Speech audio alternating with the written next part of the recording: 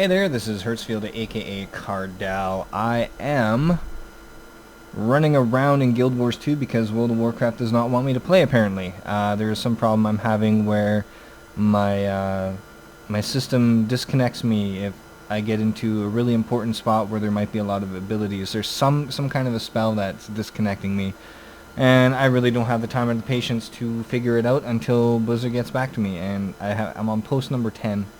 Trying to figure it out, upgrading everything I can possibly do, and nothing. So I've been playing Guild Wars 2. From the previous video, I do World versus World a lot, and what ends up happening is I do it because of the time zone, and I play on a European server with a bunch of my friends.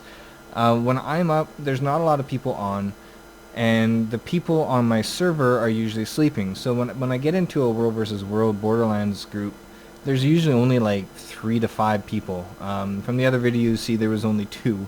We managed to survive for a good 4 to 5 minutes against a big chunk of them. It's pretty cool. So I'd like to go over some of the strategies and reasonings why I play the way I do. It might help someone who might be in a similar situation as me. I run Axe and Warhorn instead of Scepter and Focus, which a lot of people tend to do. The reason is I like the Warhorn for the speed boost and the stun, and the stun helps me get away.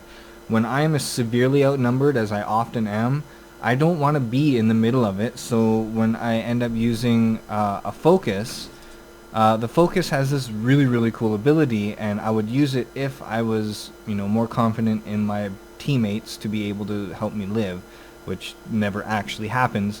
So the regen is really cool, but unfortunately I stick with the Warhorn at the moment. So speed boost, stun to get away, and then I have my Ghastly Claws for building up my life force bar as fast as humanly possible, and get into that. Now I don't just pop into it just because. I use it at key points, like it's usually a clinch move for me. Because I don't do a whole bunch of damage yet, and I like to survive to help, and my teammates, we try to work together and focus a guy down and work together, even though we're not even on event or anything. Kind of the mindset when we have a small group like that, we know we gotta focus one guy. So I use this when I'm about to basically die. Before I use this, I will have either used Plague Signet to toss all the conditions that they've put on me back at them.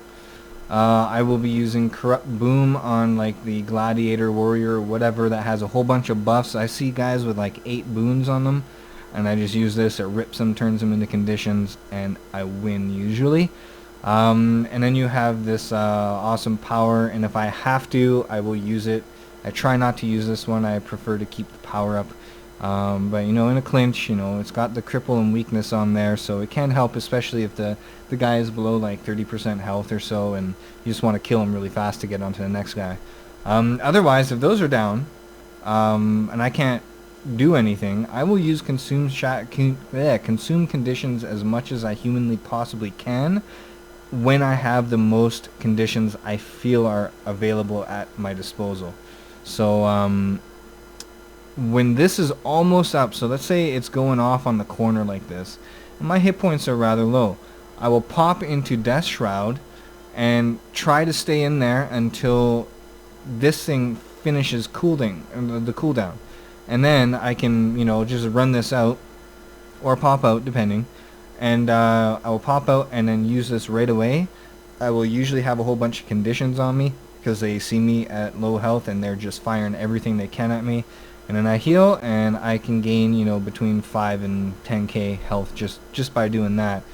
The other situation that I use Lich form in is if I have like half a life force bar.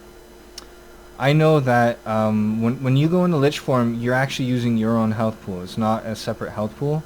So if I'm above half health and I have half life force, I will pop Lich form and run actually really close to a massive group of people.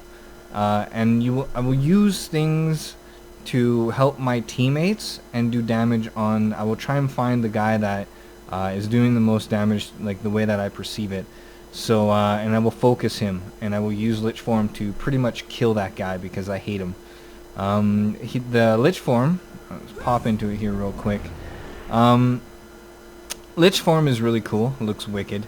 You have this little thing. This'll take off all of the boons and curing conditions on all of the allies. Okay. So you don't want to throw this into where your team is fighting. You want to put it into like a big group of like ranged guys that no one's attacking, and we'll get rid of all of their boons. They won't be doing as much damage. Then there is the 4 is the spawn little demon thingies. I like to toss that into the group that we're attacking. And then you have your there's a kind of a freezing, kind of a like fear type of a deal that you can do in Lich Form. It's really cool. All that kind of stuff just kind of works together. When I have half health and I'm about to die, I will pop out of Lich Form into Death Shroud, and by that time I usually have 3/4 to a full bar of life force. And I will sit there and I will fear the guy closest to me, away from me. I will hit the guy, switch targets to the guy that I'm actually trying to kill because the teammates are trying to kill him, and I will just use auto attacks and stuff like that. If I happen to be in a group of people and I'm getting like focused, I will use in Death Shroud I will use the life transfer. That way I try to survive as much as possible and do a whole bunch of damage before I hopefully not die, but sometimes I do. And usually by that time, even after using Lich Form and then Death Shroud, by the time that runs out, Consume Conditions is usually off cooldown. I can even just use Corrupt Boon and blow it if I really, really need to, and then use Consume Conditions and gain some extra health and run away and evade as fast as humanly possible. Switch to Staff, fear people behind you, slow them down.